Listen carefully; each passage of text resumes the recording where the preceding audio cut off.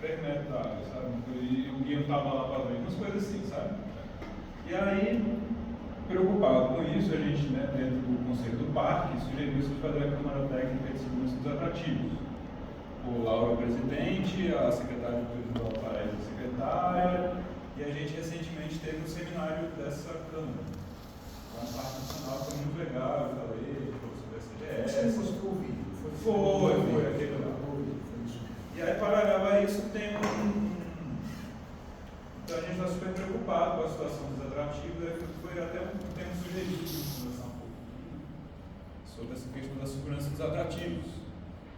Eu faço parte do grupo do salvamento, o Guilherme também, né? E a gente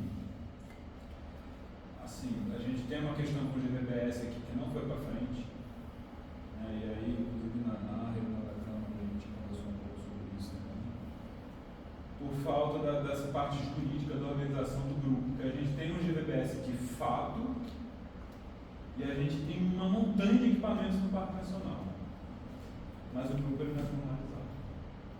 E o que impede a formalização? Articulação. Por parte de quem? Por parte nossa do GVBS. Então... Não, mas é isso assim, porque é um grupo que foi formado há muito tempo, antes até da Aventura Segura já tinha o grupo, e no final, assim, as pessoas são mais ou menos as mesmas, não renovou muito, então é um pessoal que é o pessoal do campo, mas não é o pessoal dos escritórios, né? É um pessoal que na hora que acontece um acidente bota, tá alguém perdido, já tem um monte de gente lá fazendo a busca, alguém tem que buscar não sei o que, tirar uma pessoa lá do buraco, atravessar um rio. Tem uma galera super capacitada, mas não é a galera do escritório, assim. Então isso é também um tema que está meio latente. São 2 temas que a gente está meio que se conversando. GVBS e segurança dos atrativos, que é outro eu quero deixar essa provocação. É muita associação, né, Ion?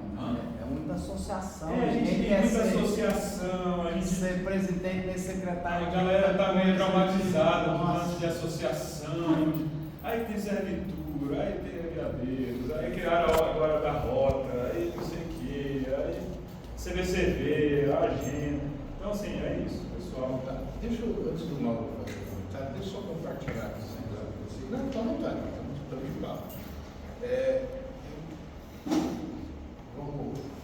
O artigo 5º da Constituição nos dá direito à opinião. Então, opinião é que nem um livro. Todo mundo tem. Eu também tenho. Eu vou compartilhar com vocês a minha opinião. O que eu estou compartilhando a minha opinião não é a opinião da Beta. A Beta é uma entidade e ela se manifesta de outra forma.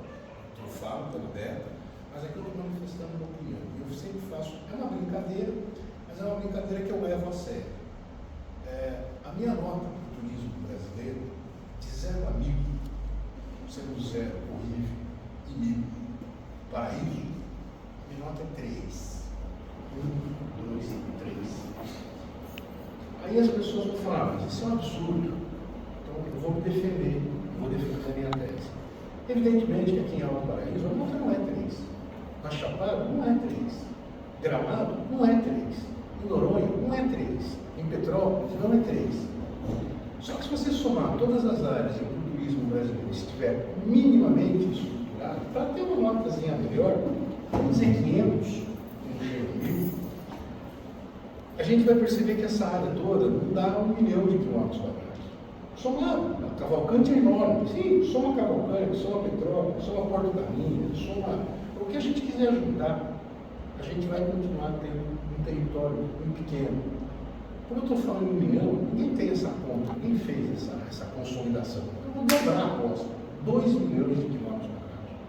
2 milhões de quilômetros quadrados. O Brasil, o turismo vai aceitar. Sobram 6 milhões de quilômetros quadrados no país. Que no Brasil não tem nada, não tem estrutura nenhuma. Então, o que a gente vem percebendo? Quando você olha os números do turismo brasileiro, você começa a perceber a primeira parada. Não tem números. Qual que é o tamanho da indústria turística brasileira? Vou dizer aqui que você está gravando, ninguém sabe. Ninguém sabe. Eu explico por que ninguém sabe. Você mora aqui em Alto Paraíso? Você come fora de casa, você almoça no restaurante, cada vez que o almoça fora de casa, contaminiza uma despesa de turista. Ele não é turista. Agora você multiplica isso para São Paulo, Rio de Janeiro, Porto Alegre, Goiânia, Brasília, Recife, Fortaleza, Belém, Manaus, Rio Branco, lá que existe, é verdade, está lá. Cara, todas essas alimentações. Desculpa, o Acre hoje tem uma das melhores gestões públicas na área de meio ambiente. E é um grão, aí uma canelada nos acrianos. Os próprios acrianos não reconhecem isso através de uma matéria do grupo de inglês que escreveu no Jornal do Dario e produziu um livro sobre o Acre, ficou 2 anos no Acre, e produziu um estudo. Eu recomendo muito a leitura, eu vou falar sobre isso na minha apresentação se der tempo. Porque a gente não desenvolveu um estilo de vida ligado ao turismo de natureza. O que a gente tem hoje no universo brasileiro é um estilo de vida sertanejo. Então você tem as caminhonetes enormes, as pessoas vestidas de cowboy brincando, cinturão, calçadinho, chapelão. O que tem a ver isso com a nossa cultura? O que tem a ver isso com as nossas raízes? Nada. A gente usa o country music, que foi adaptado para um negócio sertanejo, não tem nada a ver com música de raiz. É outra conversa. E a gente vai se afastando. Uma sociedade que não tem raiz não prospera, porque é a raiz que dá a nossa vida. Então o turismo brasileiro, ele não tem os números apropriados. Quando você usa os números internacionais, hoje eu vi uma nota do ministro. O ministro está feliz da vida porque a gente vai atingir supostamente 7 milhões de visitantes. Maravilha, bacana. Só que, e os outros países? Quais são os números? A gente tem noção onde a gente está com 6 milhões de visitantes internacionais? A Austrália, para a gente ficar num lugar que está no hemisfério sul, está longe de tudo, os australianos se autodenominam Down Under. Eu não consigo traduzir isso para português, né? Porque o Down Under é o embaixo do embaixo, é isso? É complicado. É a ironia que eles fazem. Né? Quem conhece aí a Men at Work, a banda de rock australiana, tem uma música dele, que é mais famosa, o Down Under. Né? E esses caras recebem mais de 40 milhões de visitantes por ano. 40! A gente recebe 7. Em 1996, o Brasil já recebia 5 milhões. Então, de 1996 a 2024, a gente aumentou 2 milhões. Cara, a gente é o máximo do turismo. Porque nós somos incríveis, o nosso país é maravilhoso, a nossa população é simpática. Só que os números, cara, dizem tudo isso, é verdade. O país é maravilhoso, a população é simpática. Só que os números, cara, são guichos. E aí você vai ver, em 8 milhões, cara, quase todo mundo vai no mesmo lugar. Alguém aqui já ouviu falar de Iraí? Diz aí, estava vendo um chevette ao 0 km. Iraí, quem conhece Iraí aí? Tá bom, Tenente Portela, Derrubadas, Federico Vestappen.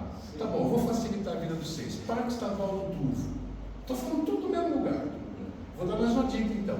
Salto do Yucumã. Agora, se vocês não souberem, eu vou fechar o computador. O gaúcho aqui sabe. Quem que é gaúcho? Quem que é gaúcho? Tu é gaúcho. Salto do Yucumã, conta para esses caras onde é. Mas não sabe o que é Iraí? Não vai ganhar chevette alto. Pode até saber onde está ligado. Não, mas o chevette alto não vai levar não. Diz aí. Na linguagem nossa dá uma cascata contínua assim, ó. Cachoeira, salto. Conta pra nós aí, lá no Rio Comum. Acho que é a mais extensa cachoeira das É? Américas. Não, é mais né? Vamos lá, vamos chegar aí. Tem rafting lá, os argentinos. Os argentinos estão fazendo. Então vamos explicar. Gramado e Canela, durante a pandemia, o número que eu vou dizer aqui para vocês, não escrevam, porque não tenho nenhuma certeza científica, eu não me lembro. Mas é algo mais ou menos assim. A receita de imposto, né, os impostos estaduais ligados ao turismo, algo como 70% vem da Serra Gaúcha. Isso significa que 70% do fluxo turístico vai para a Serra Gaúcha. Isso significa que esses 70% não vão para Iraí. Então, só para a gente compreender, essa região fica no noroeste do estado do Rio Grande do Sul. Lá tem o parque estadual mais antigo do Rio Grande, de 1947. Está concessionado, é o pessoal do Macuco Safari lá de Foz do Iguaçu que ganhou essa concessão. Tem gente nossa trabalhando lá na região. Eu conheço lá desde os anos 2000 e alguma coisa. O que você tem ali? Primeiro, o parque que tem o salto do Iguan, e o salto do Iguan é um salto completamente diferente de tudo que a gente faz de cachoeira, porque ele só funciona na seca, durante a cheia não tem cachoeira, que é o rio Uruguai, que nasce ali na região de Uruci, Santa Catarina. O rio sobe, está no nível normal dele, não tem nada lá no parque. À medida que o rio vai baixando o nível, a margem esquerda do rio, que é o lado brasileiro, do outro lado é a Argentina, ela tem um desnível geológico. E a parte direita, que é o lado argentino, continua com um canalão. Então, à medida que o rio vai baixando, ele baixa a margem esquerda. E a margem direita continua com volume de água. Então, ela começa a cair, ela derrama para o lado. Então, quando você vai no início, é uma cachoeirinha de 2 centímetros. É um desnível, dá para passar de barco. Só que o lado direito vai baixando a seca, vai baixando, então a cachoeira vai aumentando. E à medida que você avança pelo rio, ela continua crescendo. Então, ela tem uma auge, né? O Juque cercou aí a parada. A gente tem, lembrou? Tá vendo? Desculpa aí. São 1.500 quilômetros, 1.500 metros, cara, de lâmina d'água. Você não tem noção como. E aí você tem então esses 1.500 metros que formam uma cachoeira de lava. Quem vai na rua? Ninguém vai. É um maluco que aparece de vez em quando, que nem eu. No dia que eu fui no parque, sabe quantos clientes tinham no parque? Eu. Tinha uma pessoa. Eu entrei no parque estadual, um parque nacional, lindo de primeiro sozinho. Entrei lá, fiquei, vi as coisas que fazia e fui embora. Então a gente precisa, eu vou falar sobre isso, muito descentralizado. Então a gente tem aqui algumas coisas que começam a complicar um pouco. Muitas vezes a gente tem um problema da fartura. Tem problema de escassez. Alguém já ouviu falar do chamado... Vai me fugir a palavra agora, mas está ligado a palavra certa não é essa, mas eu vou inventar, vocês vão compreender. A desgraça do petróleo.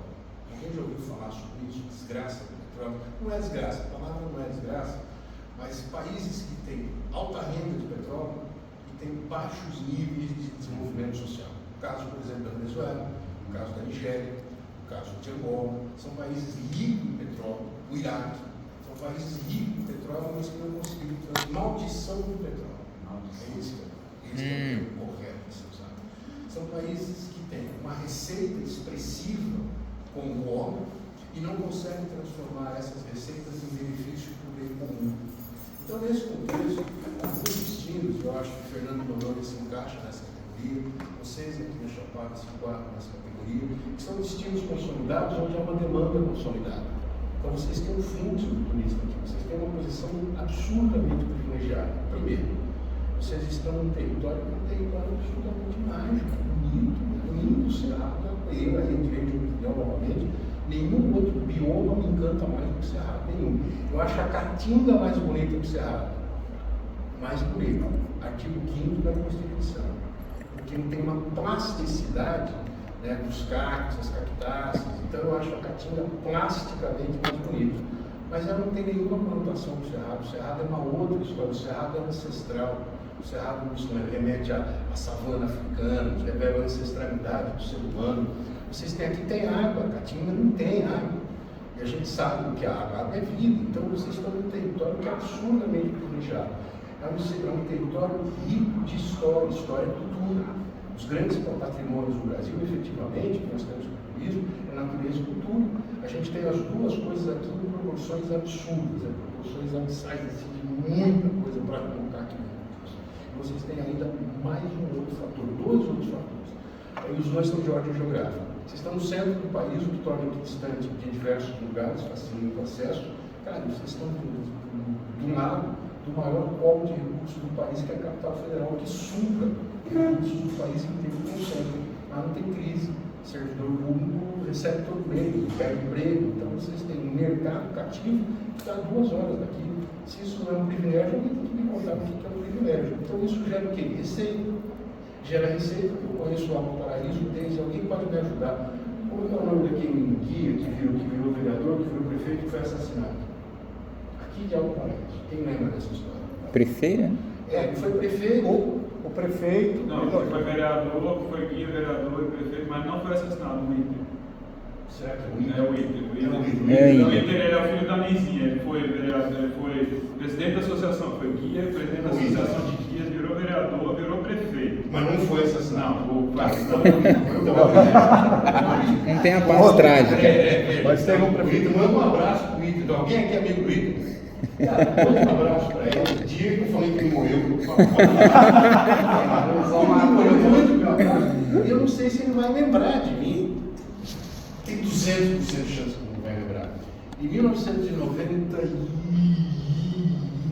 94, por aí, 93, 94, eu estava de passagem comprada, eu estava com uma passagem para ir para o Peru, eu e na época minha namorada. Então tinha 2 bilhetes, São Paulo, Lima, São Paulo. A companhia aérea se chamava Aero Peru. Faltando uma semana para eu ir para Rio, a companhia aérea faliu. E o meu bilhete era um bilhete de cortesia. Eu trabalhava com turismo desde 1977. E aí o que aconteceu? Bilhete grátis. Eu vou reclamar para quem? Eu vou lá no padre. Não tem o que fazer. E aí eu ali, namoradinha nova, eu querendo impressionar, falei, cacete, o que eu vou fazer agora? Eu falei, vamos para Chapada? Eu já conhecia a Chapada Diamantina, falei, vamos para a Chapada dos Veadeiros, eu conheço de lá, a gente estoura para Diamantina e a gente volta para o Salvador, para São Paulo, todo ano, e vim embora. Para encurtar a história toda longa, acabei batendo aqui, desci a rua principal, me indicaram um lugar para jantar, fui jantar, perguntei com quem, me mandaram o Guida, acertei o nome dos cidadãos, o Guida. Aí me apareceu, muito gentil, deu todas as dicas, explicou tudo o que tinha que falar e perguntou, não vou fazer a apresentação, não vou dar essa história. Ele me perguntou se eu ia para São Domingos. Eu falei, tem umas cavernas, né? Ele falou, tem, e lá tem um guia chamado Ramiro, que eu acho que você devia conhecer. Você já ouviu essa história? Eu já contei isso em sala de aula. E aí, anotei nas coisas que me indicou e deixei para lá o Ramiro. Quando eu saí aqui em cima, tinha um escritório aqui em cima, né? Aqui para cima, na saída de São Jorge, tinha um escritório do WWF. Parei no escritório para ver, comprei umas camisetas, dei um cartão, eu era operador de turismo, dei um cartão da vida, na minha irmã falou, eu tive uma professora com seu sobrenome. Eu falei, minha prima, da Universidade do Brasil. Eu falei, minha professora mesmo, aproveitou e pediu carona. Pedi uma carona que ela teve para São Jorge. Subi no carro, a gente levou o dia inteiro para chegar em São Jorge. Então eu fui ver o Obreiro, fui ver o tamanho do Acoba, no Morro Carga. Não, foi guia nossa até São Jorge. Me hospedei no camping do Elias. Elias está vivo? Tá, mas não está mais aqui. Tá. Campo do Elias, o Elias me recebeu, ele tinha uma oca circular, coberta de sapé, eu fiquei na oquinha do Elias. E nos dias que eu passei por lá, vai para um lado, vai para o outro, a menina da WWF me fala de Ramiro. Conheci um cara legal, tudo bem. Na estada lá em São Jorge, nós fomos ao Morro do Garimpo para ver o pôr do sol, que acho que até hoje deve ser uma atração. É o Morro do Garimpo. Quando eu chego lá no Morro do Garimpo, tinha um garoto com seus 16, 17 anos, com um chave de maconha desse tamanho. Era um chatão cubano. Está lá ainda com esse chave. Cara, eu falei, deixa eu fazer uma foto, né, cara? Aí eu cheguei a negociar com ele, fazer uma foto, não, mas aí vai me complicar, não, você fica de nada, assim, você bota uma camiseta, eu quero só fazer a foto do chave. Aí fiz a foto, ele me deixou e aí eu gostei da conversa. Vocês são de lá, no dia de Goiânia, tô eu, meu irmão, meu primo, a gente está viajando aqui pelo estado, aí você está gostando, então eu sempre sou muito especula, né? Foi para onde? Falei, cara, eu tive um monte de lugar, mas eu tive aqui num lugar chamado São Domingos, cara, tem um guia lá, era mó doente, o cara é mó doente, o seu Ramiro. E eu falei, pô, já me falaram desse cara, já era a terceira pessoa que me falava de Ramiro. E aí, quando a gente decidiu que a gente ia para a Bahia, eu fui pagar o Elias, paguei o Elias perguntou para o tamanho, falei, estou indo para a Chapada Diamantina. Eu vou fazer um desvio, cara, passa aqui, vai para o Teresina de Goiás, e passa num lugar chamado São Domingos, e lá tem um dia chamado Ramiro. Ficou 4 pessoas que me falavam do tal do Ramiro, né? 4, e o primeiro foi o Ivo, você conte a ele quem foi o primeiro dessa saga. Ele foi o primeiro cara que me informou do Ramiro, então não lembro mais contar o Ramiro, meu velho boa, inclusive. Aí, a gente voltou para o Elias, na hora que a gente foi tomar café fora, nenhuma pousada servia café na época, eu tomamos café lá no TikTok, aí voltei para Elias com a minha mulher, hoje minha esposa, foi enchendo o saco. Falei, cara, 4 pessoas falaram desse Ramiro, vamos ver esse cara, mano, velho, estão aqui mesmo, vamos lá. Não, então tá bom, então vamos. E aí a gente voltou para o Elias me deu a seguinte orientação, quando você chegar em São Domingos, qualquer um conhece o Ramiro. Beleza. Quando a gente chega, antes de chegar em São Domingos, a gente passou por um Rio Paraná, um pouco antes ali de Teresina, e aí eu tive meu primeiro choque de Chapada. Aquilo era uma água caribenha. Hoje, ontem, né, que a gente chegou, anteontem, eu tive o segundo choque, o Paraná está quase seco. Tá bem mais. Quando eu passei a primeira vez, eu vi o Caribe, e eu trabalhei no Caribe. Toda a década de 80, eu trabalhei com o Caribe. Não sei quantas vezes eu fui no Caribe. Eu nunca tinha visto nada como aquela. Tem um barraco que até hoje está lá na cabeceira da ponte do lado esquerdo. Está lá até hoje. Eu parei ali, gritei do lado de fora, ó de casa, uma voz lá de dentro. Vamos estar chegando. Foi, os caras são loucos, não sabem nem que eu sou da casa, manda entrar. Tá, me recebeu bem, queria entrar no meio do rio, me explicou um caminho, não consegui achar. Encontrei o que eu não sabia, que era um quilombola, encontrei um garoto negro. foi a primeira outra surpresa. Eu não consegui falar no começo ainda. É quase um dialeto, vocês que são do território sabem o que eu estou dizendo. Não rolou conversa, cara. Eu não conseguia compreender o que ele falou para mim. Todo mundo funado, também por um rio, medo de arraio, porque não sei se tem arraio, se não tem, estava sozinho no rio. E até que a gente chega em São Domingos. São Domingos, perguntei para a primeira pessoa do amigo, não conhecia, para a segunda, para a terceira, para a 16ª eu desisti. Ninguém conhecia amigo. Procurei uma pousada, arranjei uma pousadinha, jantando, fomos dar alguma na cidade, eu continuei perguntando, um cara que me disse, olha, eu não conheço não, mas tem um fulano aqui, conhece todo mundo, não vai saber, vamos lá. Aí me levou na casa do morador da cidade, cheguei na casa do morador, era um velhinho, o velho falou, conheço sim, cara, é o Morro das Cavernas. Exatamente isso, cara, o Morro das Cavernas. Pô, eu não tenho, cara, então, se não cumprimento chegar, e aí, se eu não vou alongar essa história, vai ficar longo, o fato é que eu consegui chegar lá em Ramiro. E esse cara, ele me provocou uma sensação que eu realmente fiquei impressionado, cara. Uma coisa que me marcou profundamente. Primeiro que eu cheguei lá, eu era paulista, depois eu evoluí, eu virei brasileiro. Então, hoje eu estou num outro nível, né? Mas ele era paulista. Estressado, acelerado, angustiado, ansioso. E queria ver essa caverna e ir para o Ramiro. Queria mesmo era voltar para Chupado, não queria ficar lá vendo caverna. Caverna tem um monte de vez em quando. E aí eu comecei o diálogo com o Ramiro. O diálogo foi meio maluco, assim, também, a gente teria que ter uma outra prosa para falar sobre isso, o fato que eu contratei o serviço deles e fomos para a Angélica. Angélica, acho que foi para a Angélica, não lembro qual foi a primeira vez. Aí ele pegou a estradinha, pegou uma picada, pegou uma trilha, acabou entrando no pasto. Eu tinha um Delray automático, densa. E aí acabou a estrada, tinha um pequizeiro, mandou parar embaixo do pequinho, parei na sombra e falei, não, o senhor estaciona aqui. Eu falei, pô, ele está na sombra. E aí os amigos marcou o primeiro tempo. Ele olhou para minha cara assim, com a cara mais singela dele, disse para mim, mas o sordo ainda. O Copérnico observou isso também. Ele não, o sordo é para deixar onde? Dia no 5. Beleza, ele estava dia no 5, foi embora. Evidente, para que a gente voltou, com uma sombra, evidentemente. E aí, essa é curiosa, eu já contei isso para você. Eu estava com um Nippon F4, que é merda, eu estou orgulhoso, Paulo Santos. Vem de 1270, mais angular, um peixe, nós chamamos de fotografar tudo merda. Aí a gente chega no lugar e eu olho para ela assim, aqui é boa. O senhor está usando positivo ou negativo? Oi? Você sabe o que ele me perguntou? Todo mundo aqui tem fotografia analógica. Você sabe o que ele me perguntou?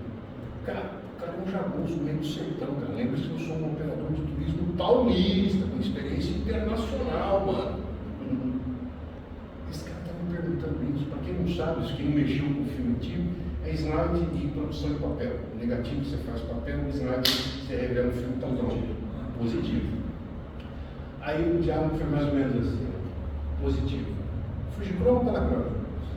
Eu falei, Fujichroma. Era menor que o Kodachrome, que agora é mais quente. O senhor faz favor. O senhor tira da operação automática, bota no manual, bota o fotômetro, tanto velocidade, tanto não sei o que o senhor vai preparar. Que caralho é esse cara? O cara é diretor de fotografia. Que caralho é esse cara? Aí chegou na beira da hora, que ele foi entrar na caverna e falou, esqueci de falar para vocês que esse rio a gente não bebe. Eu tinha perguntado se precisava lavar água. Aí ele me disse o seguinte, ele falou, seu amigo, caralho, perguntei se a gente precisava trazer água, por que a gente não bebe esse rio? Porque a gente não dá conta. A gente bebe ele não acaba. Eu falei, filha da puta, cara, vai tirar uma onda comigo, eu te pego na curva. Não peguei uma, eu não peguei uma, nego. Eu perdi todas, absolutamente. Eu perdi todas, eu peguei uma dele, cara. Aí teve um determinado momento, aí já acho que no segundo dia, não lembro bem como é que foi, a gente foi para uma outra caverna. Quando a gente está indo para a caverna, paramos na casa do compadre dele. E a conversa não desenrolava, uma conversa lá, eu acho ver, como é que tá a tia Cotinha, o porco, lá, deu quantas arrobas, o porco. E eu era ansioso, querendo ir para a caverna, eu fui comigo, pô, que papo chato é esse. Seu amigo, vamos para essa caverna, vamos guardar mais um pouquinho, vamos tomar um café, e ele ficou ali enrolando. Até que eu perdi a paciência, falei, seu amigo, vai escurecer. E ele olhou para mim de novo, assim, falou, pô, vocês ignoram que dão trabalho mesmo, né? E que diferença faz entrar na caverna de dia de noite? Dá mais um cafezinho aí. E a gente entrou na caverna de noite, e a gente entrou de noite para a claraboia. Ele não queria que a gente visse a claraboia. Quando a gente chegou debaixo da claraboia, que a gente não percebeu que era uma claraboia, ele tomou todas as nossas luzes e nos encandeou. Se usa essa expressão, encandear, jogou a luz na nossa cara. O pino fecha, Pum. aí ela pegou as luzes e disse, toma pra cima. Aí a gente jogou aqui no puta buraco. O Dark Sky tava ali, era no outro lado. Aquela porra, velho. A minha esposa... Nunca viu tanta estrela. Cara, sabe o que era esse tudo? É o Jorge Lucas do Sertão, mano. O cara é muito doido. Eu fiquei uma semana com ele. Eu voltei pra cidade, fiz uma conta de comida, botando uma turma lá, um monte de coisa, voltando pra casa dele. Cantou que estava na casa dele, nada de embora. Eu paguei pelo serviço. Eu deixei o relógio pequeno e nunca tivesse suíço anjo, que era o que eu conseguia dar. Tirei, dei o relógio pro cara, dei o relógio suíço, que o cara me encantou profundamente. Sabe quando depois quantas vezes eu digo amigo? Nunca mais. Nunca mais. Só desde que eu mantenho contato. E recentemente uma amiga minha teve com ele, fiquei muito feliz, que nem lembrava de mim. Falou, eu atendo muita gente aqui, né? Então eu não lembro de muita gente, mas o São Luís eu lembro. Por conta até da relação que eu tive com ele, foi muito incrível, né? E tem um outro sujeito, que eu não sei se alguns de vocês conhecem, que é o Jura, padrão Ramiro. O Ramiro está num escaminho maior, mas o Jura é um guia de caverna lá do Petar, em São Paulo. E é padrão Ramiro, anda dentro da caverna sem uso. O Ramiro faz umas brincadeiras incríveis. E o Jura faz também. Eu fiz, dentro do programa Aventura Seguro, eu fiz uma apresentação lá no polo da cidade do Petar, e nessa conversa que a gente teve lá, 3 dias junto com o curso, o Jura, que eu conheci ele ali, e o Jura, ele me convidou para fazer uma palestra para os condutores dele. O senhor pode fazer uma palestra, eu só não posso me pagar. Eu falei, mas você quer que eu fale o que com os seus condutores? Vai lá, conta o que o senhor quiser. Que é mais ou menos o que a gente está fazendo aqui. Eu falei, tá bom, são condutores.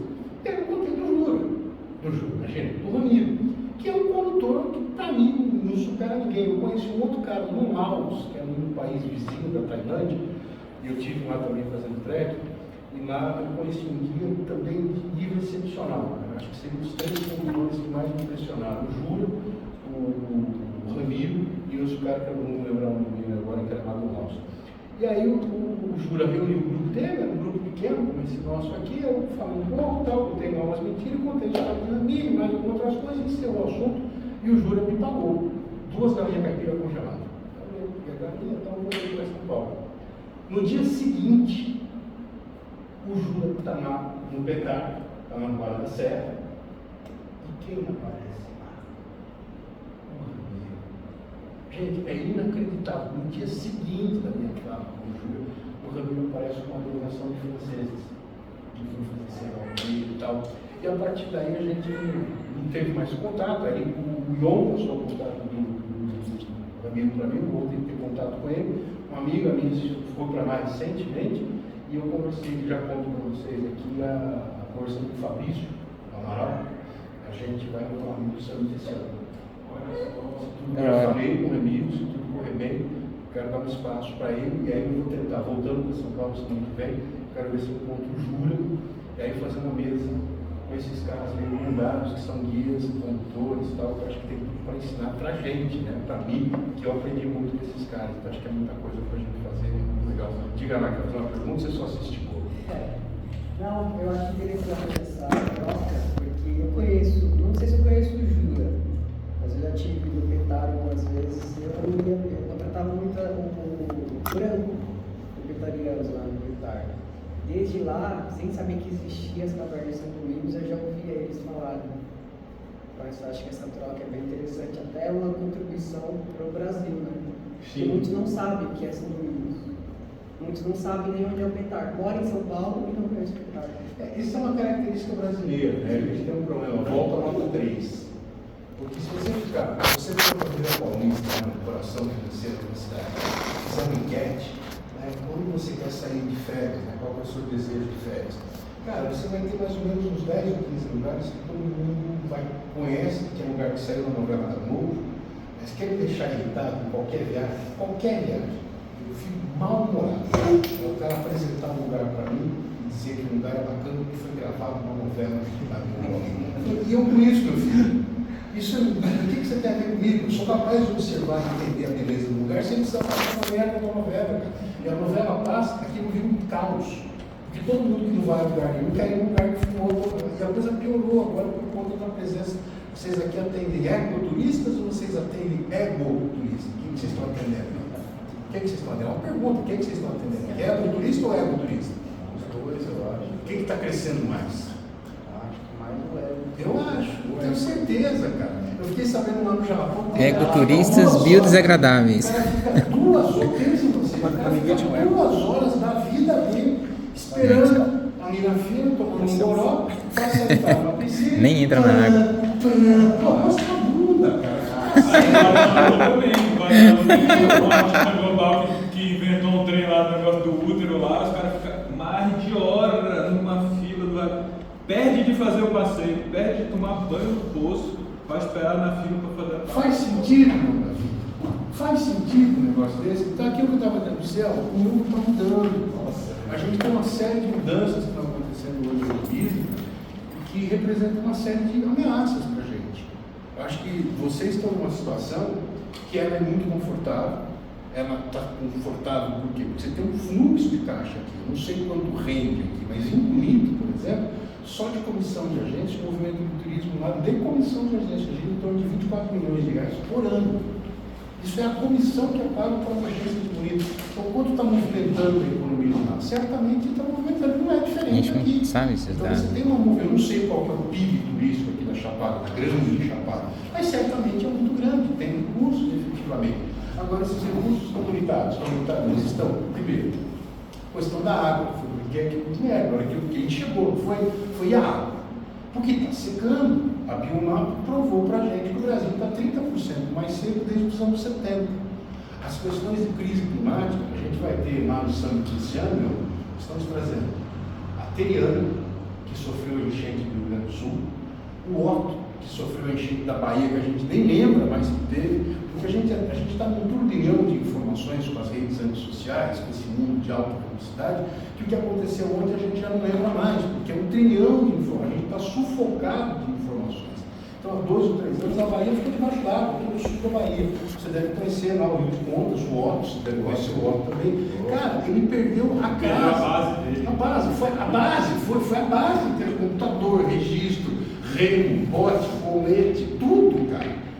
O Juliano Bernardon, nosso associado do Pantanal, o cara ficou 2 meses, cara, apagando incêndio em volta da pousada para não queimar a pousada. O cara ficou 2 meses, trator, fazendo acero, água, o diabo aquático.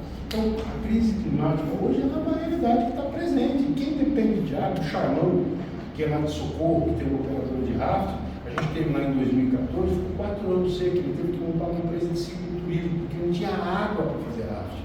O cara teve que se reinventar. Então, tudo isso, cara, vai criando situações em que a gente precisa verdadeiramente se reorganizar e de uma forma que ninguém sabe nem como, cara. A gente está numa situação de absoluta transição. Problemas Já novos. se sabe, a gente já, quem estuda o assunto, em média, cada 70, 80 anos, a gente tem, nos últimos 500 anos, grandes transformações. Isso está bem documentado.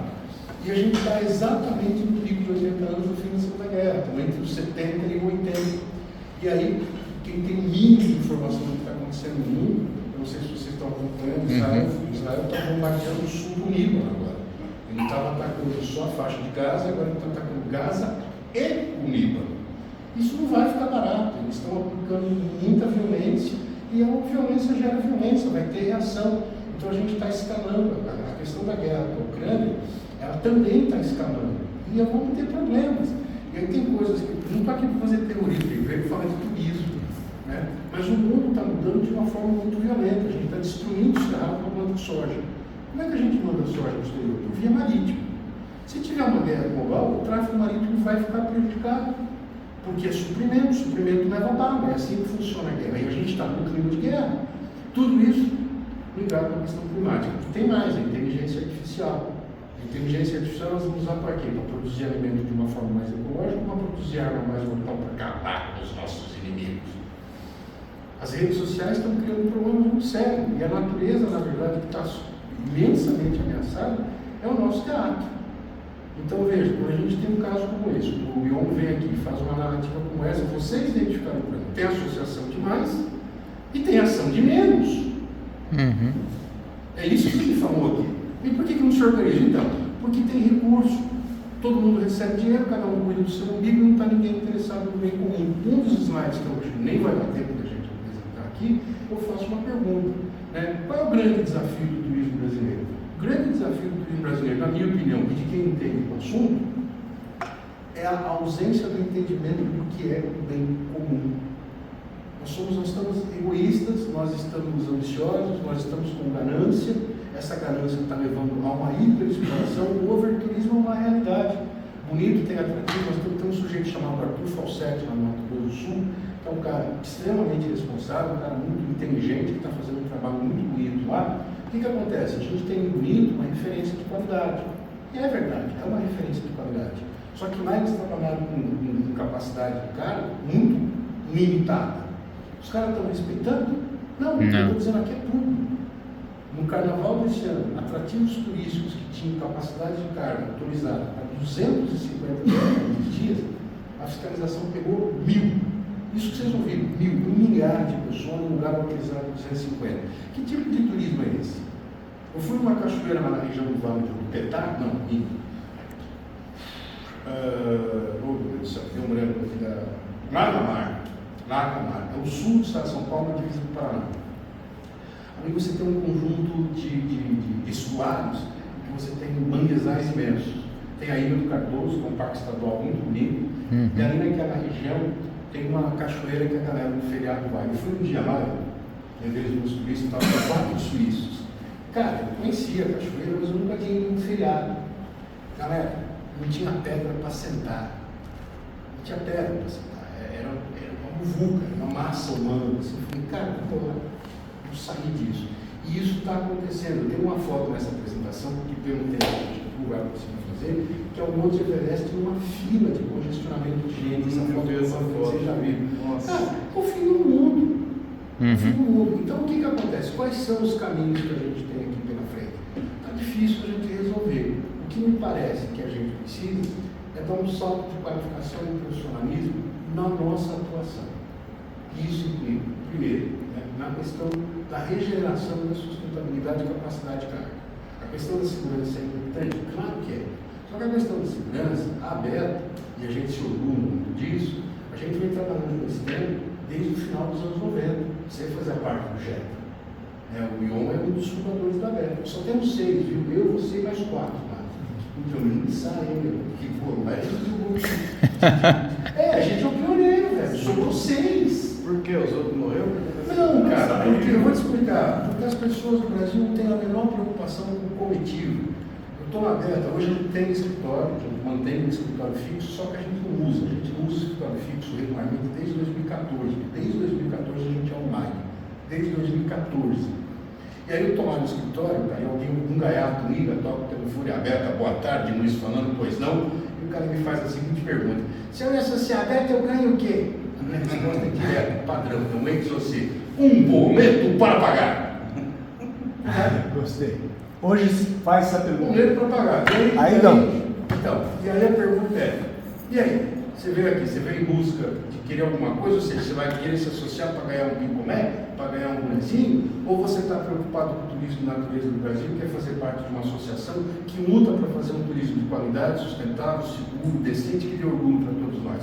Porque se for para ter vantagem, procura uma empresa de marketing. Isso aqui não é uma empresa, é uma associação que tem uma causa. A BETA, quando foi criada, a gente criou um único objetivo, só um, não tem outro e a gente nunca mudou. Nós trabalhamos para transformar o turismo e a natureza brasileira numa referência mundial de qualidade, segurança e sustentabilidade. É um mantra. Se a gente fizer isso, a gente faz uma revolução nesse país. A questão toda é que o Brasil não existe. Porque a gente quer fazer o Brasil, só que o Brasil não existe. Por que o Brasil não existe? Porque qualquer país do mundo é uma convenção político-administrativa que todo mundo concorda. Mas ele não existe. Pergunte para uma onça que está lá no norte do Roraima, aonde começa o Brasil e onde termina a Venezuela. Pergunte para uma anta que está no Pantanal, onde é Brasil, onde é Paraguai.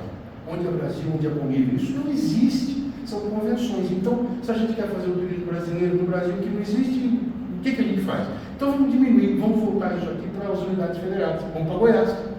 Goiás também não existe. É uma confusão. Não existe, está em extinção. Você cruza a ponte, aqui é Tocantins, aqui é Goiás. Explica isso para Paca. Explica isso para Puti. Explica isso para Irara. Não tem.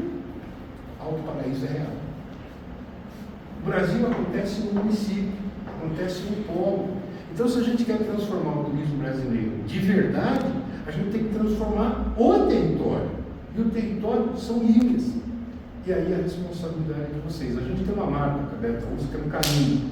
Nós trabalhamos para inspirar e inspiramos para transformar. Quem faz a transformação? As pessoas do território, esse cara que mexe com o astroturismo. Ele tem que fazer um turismo decente, honesto, com competência, criar as melhores condições. A gente precisa operar com segurança. Cliente morto não paga. E recall de morte é terrível. Mais uma vítima chutada. Não ajuda em nada.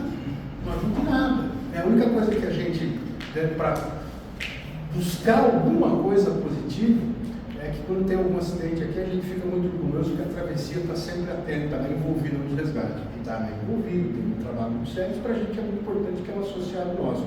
Mas a gente sabe que isso é muito difícil. Antes que você fique preocupado, a gente não vai ganhar aquilo lá. A gente terminou uma outra troca tempo para mim, que estamos até às 10 da noite com essa conversa com a molecada aqui. Em cima disso, é um momento em que a gente precisa realmente pensar o que nós queremos fazer com o turismo brasileiro. A gente está um pouco perdido, o fluxo de recursos em lugares que estão indo bem. Fernando Noronha, sabe quantas associações tem de barqueiros lá em Fernando Noronha? Vai lá, Tatá, você e Paulo estão lá. Pelo menos umas 4, eu acho, de barqueiro, de guia. Cara, eles não conseguem trabalhar junto. Não conseguem trabalhar juntos. Por quê? Porque tem recurso a dar com pau, todo mundo quer ir para Noronha, tem dinheiro com todo mundo e ninguém está nem aí com o coletivo. Um dia eu cheguei em Fernando de Noronha, a secretária do Ricardo, eu nunca lembro, quando o Ricardo era chefe do parque, né? Eu cheguei lá no escritório do ICMBio e ela, seu Luiz, quanto tempo? O senhor não vem mais para Noronha? O senhor não gosta de nós? Cara, minha resposta foi muito grosseira, cara. Eu falei, eu só venho para Noronha quando me pagam. Não foi uma resposta do cara, admiro. Não precisava ter falado desse jeito, também admiro.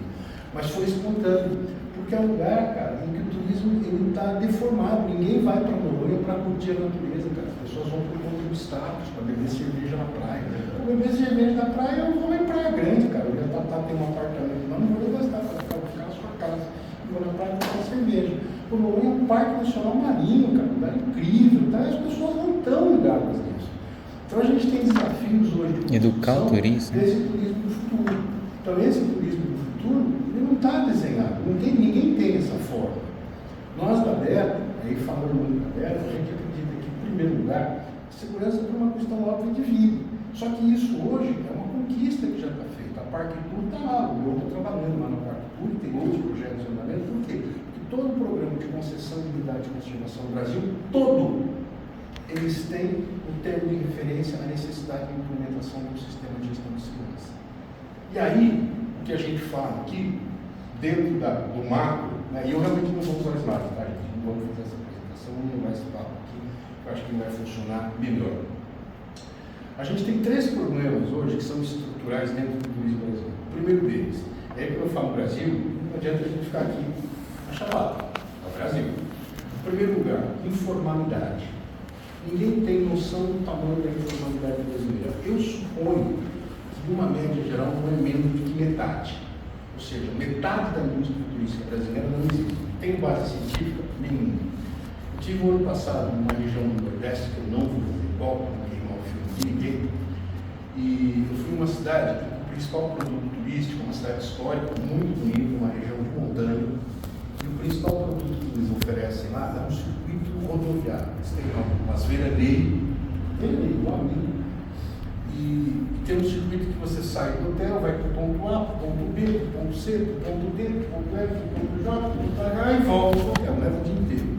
São 14 empresas que fazem isso. Cada carro tem o nome do guia. O teu carro do Renato, do Marcelo, do Pedro, do João, cada adesivo, o nome do guia. Aí a gente foi investigar a parada toda. Das 14 empresas, uma é MEI. E é uma MEI de salgadinhos. Fazer salgados. Essa é a MEI do cara. Essa é uma MEI. Uma. E é de salgadinho, para vender coxinha. As outras 13, a empresa não existe.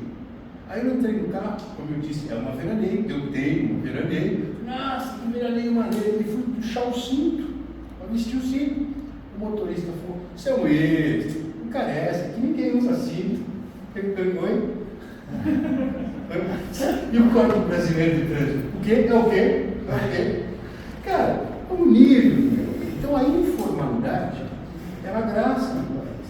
Então quando você vê, né, o país como um todo, cara, como é que a gente tolera a informalidade? A prefeitura não sabe que os caras estão fazendo sonegação de impostos? Porque o informal não cobra imposto. A gente que está aqui é formal, tem que pagar imposto. Aliás, eu acabei de tomar uma multa da Receita por erro do contador. Então veja, eu pago imposto. E o sujeito não tem nada disso. Então esse é o primeiro ponto. A informalidade. Como é que a gente pode esperar profissionalismo sem informal? Como é que a gente pode pensar na implementação do sistema de gestão de segurança se é informal? Então a gente começa com a informalidade. A informalidade, o que nós podemos fazer? Nada, esse é um assunto de Estado. E qual Estado está preocupado com o turismo de verdade? Alguns. Mas estão controlando? Não. Tanto que tem essa quantidade imensa de informais. O segundo ponto, e aí é muito específico do turismo de natureza. A legislação brasileira é muito clara.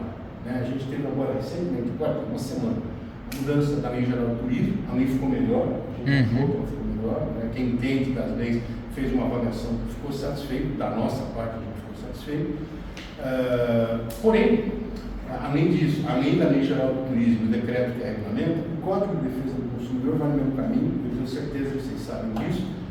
Toda e qualquer empresa que opere um negócio que opere turismo de natureza e de aventura, e há uma lista desses negócios, ele necessariamente precisa ter um sistema de gestão de segurança implementado. Certificado? Não. Implementado. Quantas tem no Brasil? Certificada é um pouco mais de 20, 21, 22. Isso tudo vai aumentar agora no final do ano, porque a gente fez um trabalho no governo do Estado de São Paulo, tem mais de 70 empresas lá que potencialidade de serem certificados. Um projeto teve alguns hiatos, não sei como vai ficar, mas esse número de 20 vai aumentar. Mesmo assim, é um número muito pequeno. E a maioria das empresas que a gente roda o país, a gente tem uma diferença, a gente roda o país. Eu com aquela moça ali no ano de 2023, a gente rodou quase 6 mil quilômetros pelo Nordeste de carro. E a gente conhece as empresas. E as empresas não têm um sistema de gestão de segurança implementado. E a lei diz que tem que ter. Aí o cara, ele não cumpre a lei, mas ele tem um aparato funcionando da prefeitura. Cadê o poder público para tomar conta do cidadão? Porque o cara que não tem o sistema, então ele está oferecendo um produto que tem defeito, segundo o Código de Defesa do Consumidor. Porque ele tem que cumprir o requisito legal que ele não está cumprindo. Então esse é um ponto bastante complexo. Então você tem a ilegalidade. A gente falou da informalidade, agora separa, já joga fora a informalidade, vamos trazer os formais. Os formais, uma parcela expressiva dos formais de turismo de aventura, eles estão na ilegalidade, porque eles não cumprem a legislação federal. Ponto. Mais um problema. Acabou? Não, tem mais um. Nós temos o problema da informalidade, da incapacidade que a gente liga aqui. Ninguém nasce sabendo, nem fazer fritar ovo, nem passar café, que são coisas simples de fazer, mas tem que ser ensinado. E a gente não está conseguindo fazer a qualificação. E por que não está? Porque a gente não investe em educação profissional, a gente não tem o ensino disso. E a gente roda esse Brasil, e aí o recepcionista do hotel que não sabe falar, que não sabe fazer as coisas, é o guia que entra muito e sai calado, isso quando vai. É uma bagunça. Né? Então, e a gente não investe. Por que não investe? Porque custa caro e a gente não consegue avançar esse público. Então a gente começa a juntar todo esse processo, né? A gente percebe que há uma mudança. Essa mudança, num primeiro momento, ela pode parecer pouco, o fluxo de turistas vem aumentando, e vem aumentando em geral. Tenho certeza que hoje o fluxo de turistas na Chapada é muito maior, talvez não, mas comparado com a pré-pandemia, né, esse número já deve ter superado pela proximidade do Brasil, porque as pessoas estão buscando isso. Só que nesse processo a gente vem se deteriorando muito. E aí, para encerrar, que o nosso tempo já está limitado, a gente tem que ir para o Brasil ainda hoje, a gente passou aqui para aproveitar a nossa passagem, ter a oportunidade de conversar isso com vocês. Eu acredito que, primeiro, essa quantidade muito grande de associação, em tese ela não é ruim, mas ela acaba dispersando forças. Então eu acho hoje, por exemplo, que quando nós começamos a criar diferentes programas para fazer as mesmas coisas. Então, hoje o programa Aventura Segura da Aberta tem uma Aventura Natural do Sebrae, tem uma Aventura Legal do Kiko. É um monte de iniciativa que vai no mesmo lugar. Isso é bom, isso não é ruim. Mas a gente está conseguindo alcançar os objetivos com toda essa distribuição, é algo que a gente precisa pensar. A gente tem aí alguns desafios nesse campo que são bastante complexos. Isso está deixando a gente bastante preocupado em relação a esse futuro. E aí, para finalizar essa nossa prosa, eu queria fazer um apelo, que é um apelo meio vazio, mas é cuidar do nosso território sem depender de outras entidades, de outras ações. Nós, enquanto empresários, enquanto operadores, se fizermos algo autogerido, e isso é muito difícil, porque a gente não tem um espírito de colaboração, a gente conseguiria avançar em pautas de uso comum. O GVBS, por exemplo. O GVBS, a gente está tentando, voltando na novela, tem tempo que não consigo juntar massa crítica para levar um projeto. O GVBS é importantíssimo, um negócio incrível, e a gente não consegue lutar porque não tem apoio. As pessoas ficam sempre na expectativa de que o Estado vai ajudar, que a Prefeitura tem que ajudar, que isso é obrigação do Estado. Desde quando cuidar do turismo é obrigação do Estado? É obrigação nossa. O que a gente precisa são os crimes que é relativo ao Estado, via de acesso, segurança pública, saneamento básico. Quantos por cento da cidade de Alto Paraíso tem esgoto comunitário tratado? É uma pergunta. Estamos falando de turismo, um lugar que não cuida da merda que a gente joga no rio? Viveram com a nota 3? E assim, isso é no Brasil inteiro. Lá no bairro da Serra, onde tem as cavernas do Vale do Ribeiro, a galera conseguiu uma grana para fazer uma estação de tratamento de esgoto. Porque vai ter o rio Betari, o rio Betari a gente mergulha no Betari. Quem conhece, nossa, acho que você conhece, mas você já deve ter mergulhado no Betari. Os caras jogam merda no Betari. E turista, cara, é um problema, porque o turista tem o hábito de cagar.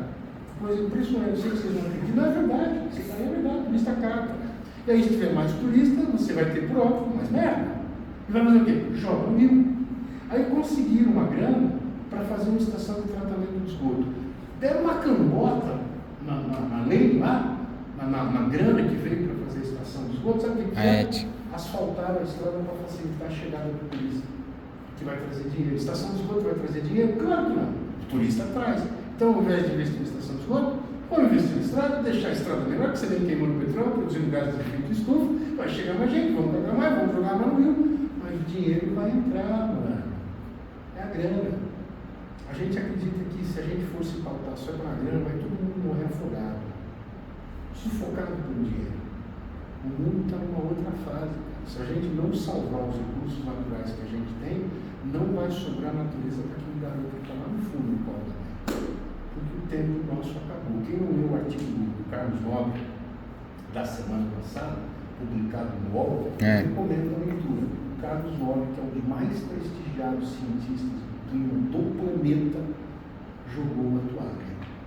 Falou, galera, o no return point já passou. E agora a gente vai ter que lutar com ele.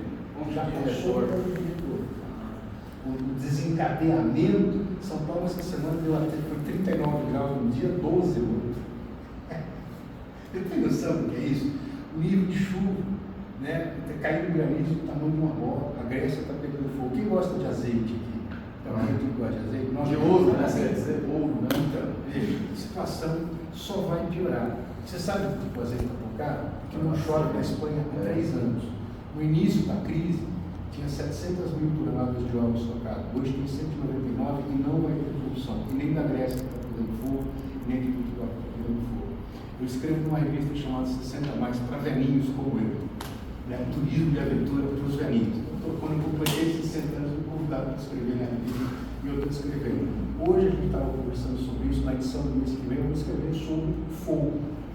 A gente estava agora no Jalapão, quem me segue aberto também no Instagram, agora de tarde foi postado um vídeo em que a gente aparece jogando água nas casinhas lá de Pago de Buriti, que o fogo nos cercou no encerramento de um evento voltado para o turismo de natureza. E a equipe precisou ir lá ajudar também a botar fogo, a equipe do Tocantins, no vídeo falam que é o prédio de fogo, mas não é, eu me equivoquei, é a galera do Estado. Então a gente vive um momento muito crítico, e esse momento muito crítico ele precisa aí de algumas coisas, entre outras coisas. A gente precisa de união, e esse é algo muito complicado, porque a gente tem aí algumas vezes uma palavra muito complicada, que não é o caso de vocês aqui, mas tem um ditado que é muito comum no Nordeste brasileiro e em outras partes, que é o farinha pouca não tem o coelho. E essa é uma política péssima. Aqui vocês não têm falta de pirâmide. Não é assim no Brasil todo. E se a gente não conseguir, né, e não conseguir trabalhar de uma forma que seja cooperativa, principalmente compreendendo quais são as situações modernas, e é muito difícil, porque, de novo, cada um tem o seu próprio interesse, cada um vai receber o seu interesse, e a gente não consegue trabalhar em comum. E aí, a apresentação inicial aqui deixa claro que não fui eu que falei isso, foram vocês que falaram isso. Falam, foi do mal, falam, foi do Ion, e dizendo, a gente não está conseguindo fazer isso, a gente não está conseguindo subir, tem um monte de grupos, a gente não consegue fazer, não consegue institucionalizar. Por quê? Porque as pessoas, infelizmente, não estão comprometidas com o bem comum. E esse é um processo que a gente não tem como resolver. Então, eu queria desejar muita sorte para vocês, eu sou fã desse escritório.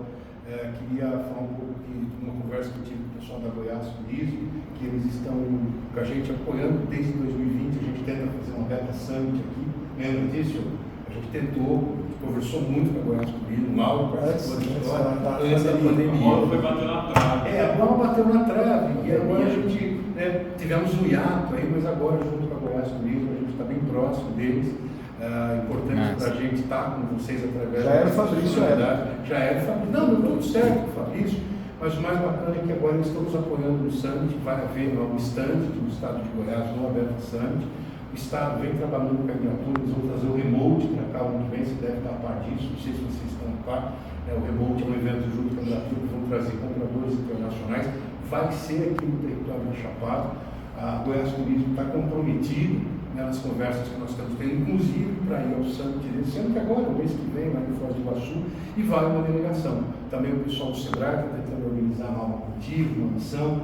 Então, o Estado de Goiás, do que a gente vem acompanhando, vem fazendo um trabalho bem bacana aqui em relação a Chapada. A gente sabe que o Estado nunca é muito bem quisto, né? A gente sempre tem algo para reclamar do Estado, mas a gente tem que reconhecer que no que diz respeito à Beta, a gente já está com um diálogo bem bacana e a gente está muito esperançoso que a gente consiga voltar um pouco mais do Estado para motivar cada das pessoas, né? Uma outra dificuldade é falar, as pessoas não veem importância. E é mais uma conversa treino dessa, daquilo, e o que a gente quer mesmo é ajudar cada um a se transformar e virar uma referência. Não é fácil, né? Mas a gente tem o astroturismo aqui já começando, você sabe, né, Laura? O astroturismo é o único turismo que realmente é extraterrestre, né?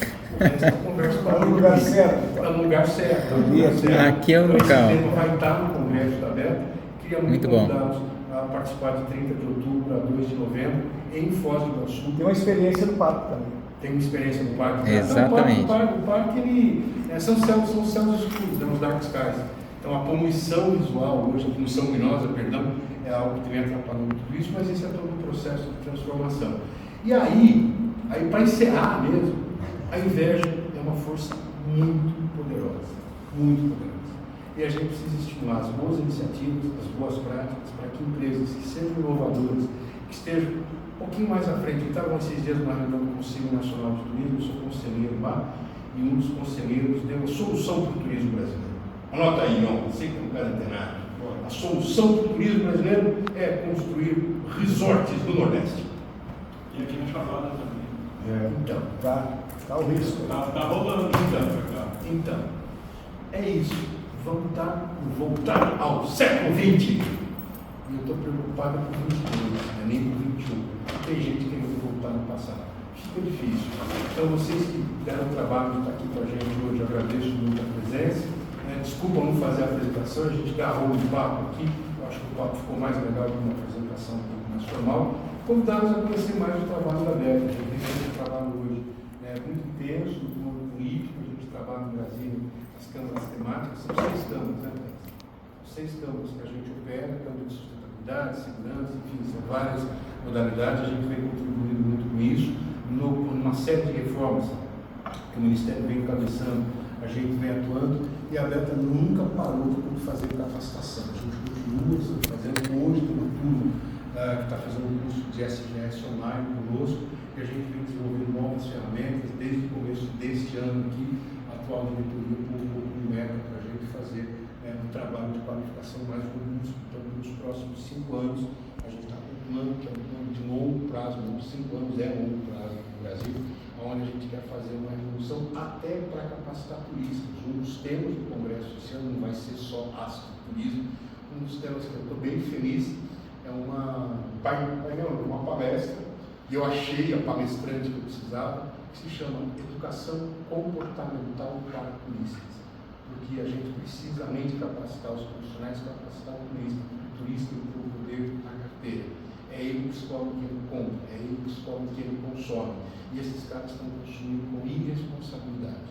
E se a gente continuar cedendo Não a esse só apelo, consumir a responsabilidade, mas sempre responsável. sempre responsável, gerando um monte de trabalho para a gente. Então a gente, a Beta, ela trabalha nesse sentido. Vocês sendo associados ou não, quem fala com vocês no âmbito político no Brasil somos nós, porque a Beta, que é a conselheira na área de turismo ambiental, não somos só nós, nós somos mais 90 entidades, mas o que é o turismo de aventura a gente faz, a gente tem um excelente diálogo. Então a gente precisa ter uma conexão com vocês para que a gente possa, ao falar aquilo que é anseio de quem está no ponto. Porque a gente é burocrata, a gente está na associação, a gente roda a associação.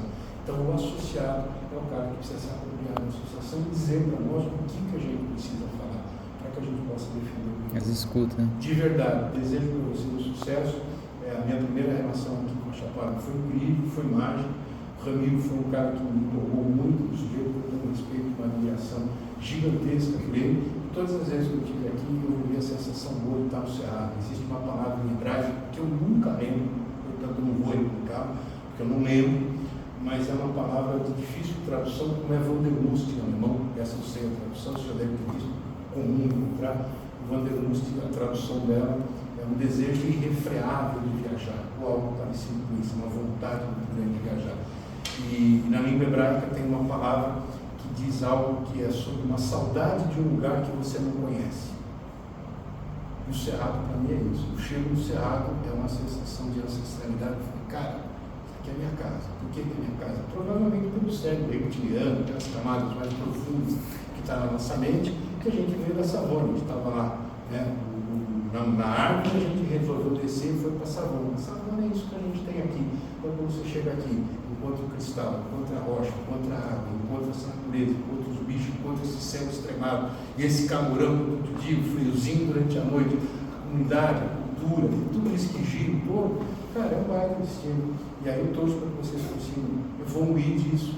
Eu acho que é importante as raízes brasileiras, a gente está perdendo muitas raízes. Alguém sabe dia 31 de outubro, o que a gente celebra? 90% da resposta fala no Halloween. Dia das 31 Bruxas. de outubro, 31 de outubro é o Halloween, mas também é o dia do Saci. Quem lembra do Saci?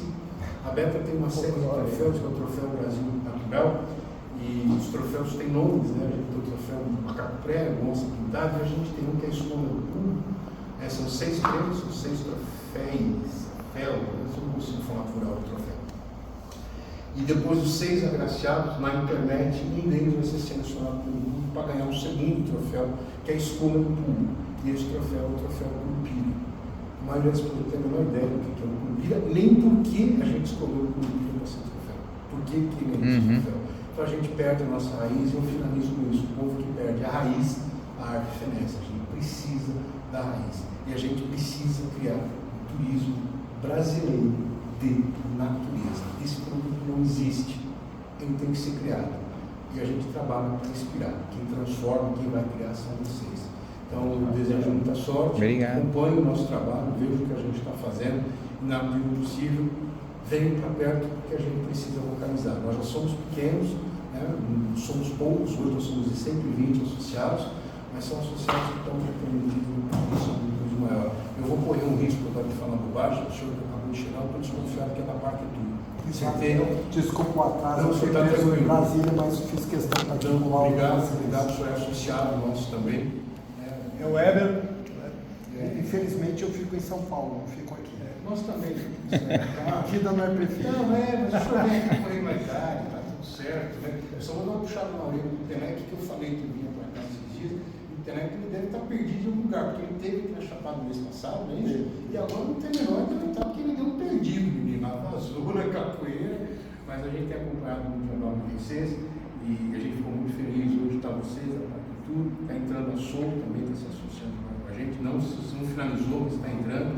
A URB, a e a Cataratas também do Fruto. Então a gente está com um grupo bastante sólido, e se o senhor me permite aqui uma puxada de saco, a gente gosta muito da forma que a prefeitura vem encarando, né? Vocês não estão entrando em concorrência de parques urbanos, vocês têm uma linhagem que é muito próxima daquilo, né? Todo mundo está fazendo um bom trabalho, mas a gente tem uma particular atenção, porque até por conta do acionismo majoritário, né? E é recíproco, né? A admiração do trabalho que vocês fazem, de todos vocês, né? A gente sabe o tamanho da responsabilidade do nosso, né? Não tem uma partitura, não tem uma Uber, mas assim, tem um setor. Nós, eu segmento, é isso. Então, o nosso propósito é muito alinhado a isso, a defender esse modelo de concessão que leva à conservação da ponta. É difícil compreender, né? É isso. Então, galera, eu queria fazer agora um último convite para a gente fazer uma foto aqui com a bandeira da Beta, para a gente reunir esse pessoal todo, com o garotinho, inclusive, com a gente, para a gente fazer aqui uma foto e registrar esse momento. Obrigado pela atenção. Desculpa não seguir o protocolo, mas acho que foi uma conversa boa. Espero que tenha sido agradável para você. Bom, foi agradável para mim. Nós chegamos Bom, vamos fazer temos que fazer aqui Pois para pensar, João, mas tem que segurar a língua para não conversar. Depois eu vou pensar agora. Que bom. Se eu pus você para pensar, eu já ganhei meu dia. Só isso. O que é isso, cara? É uma velhinha que se acende uma aqui, acende outra ali, acende outra ali, e a gente consegue iluminar essa pessoa aqui. Vamos lá, senhores? Então, nossos agradecimentos. Obrigado, prazer. A mensagem, o simples é mais para nós. E você trouxe o recado para a gente. Desse mundo, o que está acontecendo, enfim, é maravilhoso. Tá? E aqui uma lembrança. Obrigado. Tá? Olha aqui, é o guia. Guia do Chapada. Guia do Chapada a gente gosta de abrir, E essa mapa. Esse essa é foto- prata da casa, é o Andredinho. E essa foto, ó, é o. Sangue vivo, é isso? Então, é isso, é o chuveirinho nosso que está falando. Tá? Aqui tem os atrativos turísticos aqui, uma mensagem. Muito obrigado. Tá? E o meu trabalho lá, que é o Santuário Monte da Serra. Esse aqui é o nosso primeiro aplicativo. Tá? Primeiro aplicativo, com nós aqui da Chapada. Você veio aqui e tem toda a nossa história. Informação. Maravilha. Tá? Muito obrigado. Eu deixo o convite, então. Opa!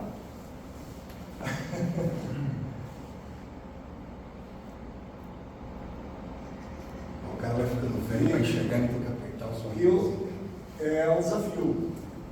Associados que pede, né? Então, é um desafio. Nós temos um trabalho com a Beta, são veadeiros aqui, e se a gente consegue, né, Ion Poliano, trazer aqui, quem sabe, é isso, conexão aberta aqui para a Chapada. A Beta Conecta.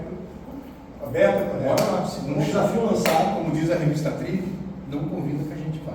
Olha, então, tá? Meu prezado. Obrigado, gente. Vamos fazer a foto, vamos reunir o pessoal aqui agora. Vamos lá.